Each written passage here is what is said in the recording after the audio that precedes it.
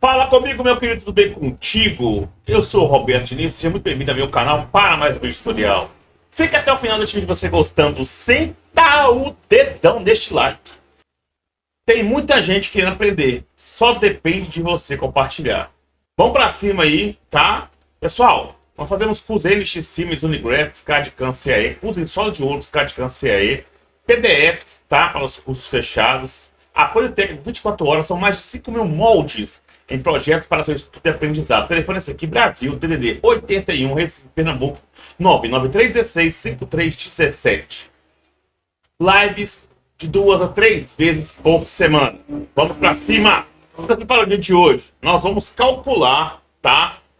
O diâmetro e o comprimento de buchas e colunas guias em moldes de injeção. A coluna, se termina a primeira coluna, né? Que é o macho. Geralmente fica na parte fixa, mas vai ser na P1, na parte fixa, no P2, parte móvel. Depende muito da figura geométrica do produto. Nós precisamos de referência, nós precisamos disso aqui, ó.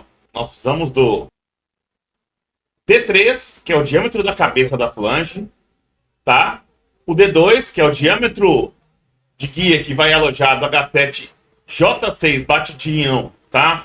Com maçatinho de cobre na placa P1 ou P2, e precisamos do D1, que é o diâmetro de guia e o diâmetro e comprimento de trabalho da P1 dentro da P2 ou P2 dentro da P1, tá bom? Quem é D1? D1 é o diâmetro de guia H7G6. Quem é D2? D2 é o diâmetro de guia na placa alojada na placa P1 ou P2, como acabei de falar. O D3 é o diâmetro da cabeça alojada na placa P1 ou P2 H7 e J6.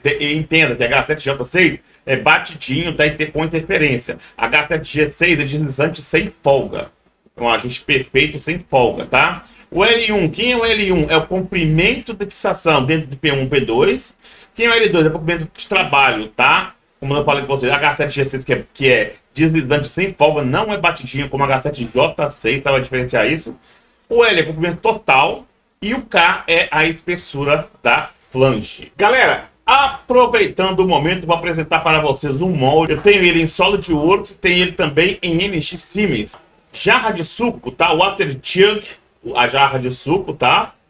Cálculo de base da engenharia para você aprender. Nós temos ele, repito, no software NX Siemens e SolidWorks, que é o que está aparecendo na tela aí, né? Como você assim vos vê. E esse molde está sendo um sucesso, tá? Está sendo um sucesso absoluto para alunos. Conteúdo dedicado para iniciantes / intermediários, tá? Conteúdo muito bacana, como você assim vê. É um molde de placa flutuante, tá? A extração dele, tanto a extração dele como o fechamento é feito por placa flutuante, tá? É um molde muito interessante. A didática dele, o funcionamento da cinemática dele é um sistema muito interessante. Você vai aprender muito sobre modelagem 3D do modo simples para intermediário, também sobre funcionamento de molde de 2 e 3 placas, tá? Vamos para cima aí, não perca seu tempo. Como eu te disse, repito, eu tenho aquele molde lá no SolidWorks e no NX, tanto nas versões 12 como NX 2406, facilidade na entrega, facilidade na execução e certificado para aqueles que concluírem, tá? A jarra de suco, ela é Water Jug, tá? Water Jug, uma jarra de suco que é muito interessante, tá? São 2 horas de aulas por dia, de segunda a sexta, de 9 às 11 da manhã, 15 às 17 horas, 18h30 às 20h30 e 21 horas às 23 horas. Retomando a linha de raciocínio, nós temos aqui, né, os dados. E vamos dizer que para D1 eu tenho aqui, eu tenho a base para cálculo parametrizado, que é o diâmetro onde corre a coluna dentro da bucha em P1 e P2, né? Através do comprimento L2. O D2, que é o diâmetro que corre H7J6 batidinho, alojado dentro da placa P1 P2, tá, com interferência, ele é o D1 mais 8 milímetros de diâmetro, que dá 4 no raio, para moldes de até 8 toneladas, ou 8.000 kgf, que é quilograma por força. O D3, quem é o D3? É o diâmetro da cabeça. Ele é o D1 mais de 12 a 15 milímetros para molde até 8.000 kg forças. Nós temos aqui o L1, que é a espessura da placa P1 ou P2, né, contando o diâmetro de D2 mais D3 no comprimento, né? E nós temos aqui o L total, que é o L1 mais L2 somados, que é o comprimento total, tá?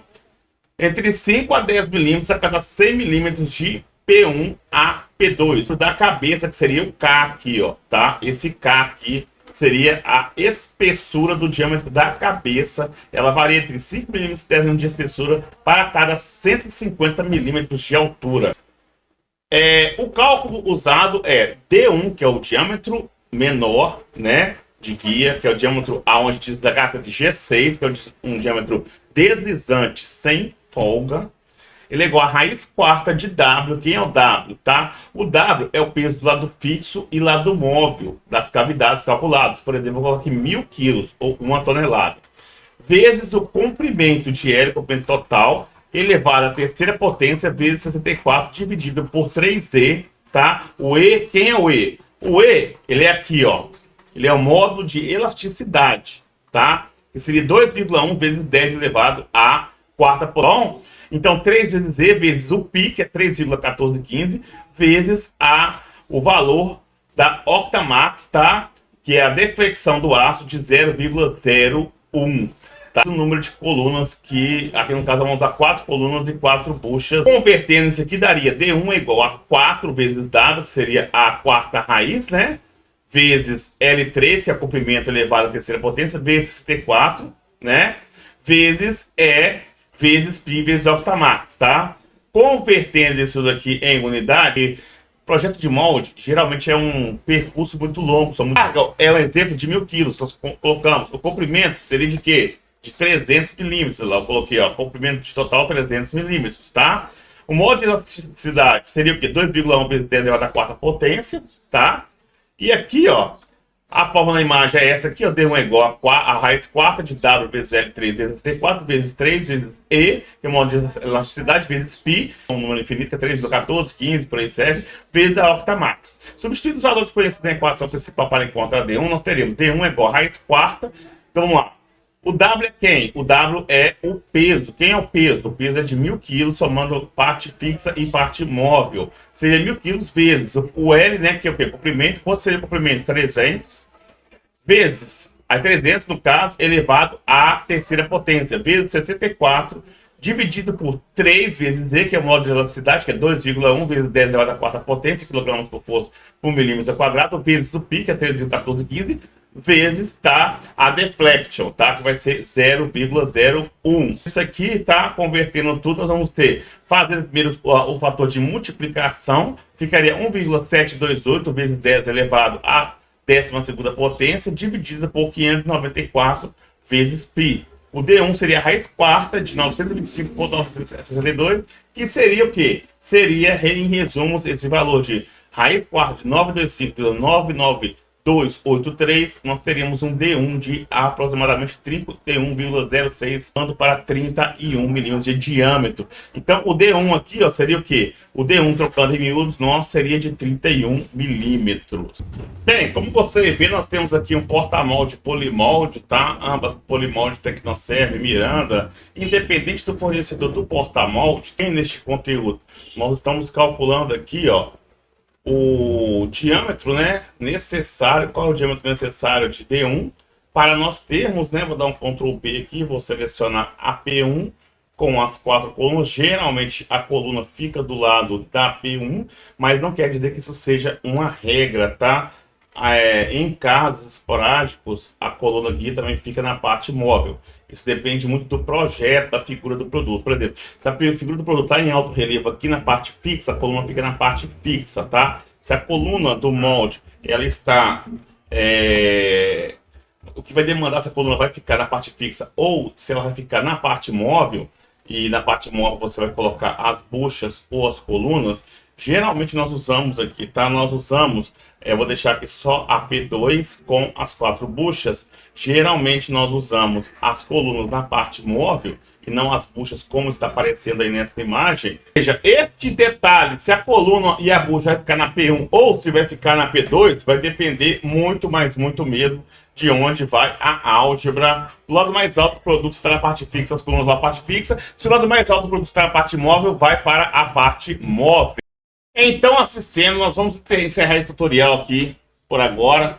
Lembrando mais uma vez que o foco desse conteúdo foi o quê? Foi você calcular o D1, né, que é o diâmetro da bucha e coluna, repito, aonde nós temos o ajuste deslizante sem folga. Sem dúvidas com relação às tolerâncias, conforme normas, nós vamos fazer tutoriais aqui te explicando no detalhe como são interpretadas as tabelas de tolerâncias. Por exemplo, na D2 aqui nós temos o H7J6. O H7J6 e no macetinho de cobre ali sem amassar nenhuma peça, com muito cuidado, lembrando que todo ferramenteiro tem que ter capricho e amor e zelo pelo que faz, tá? Então, vamos encerrando esse tutorial aqui com esta bela imagem, lembrando mais uma vez que o D1, que é o base parametrizado, ele é baseado nessas informações conforme nós falamos neste tutorial.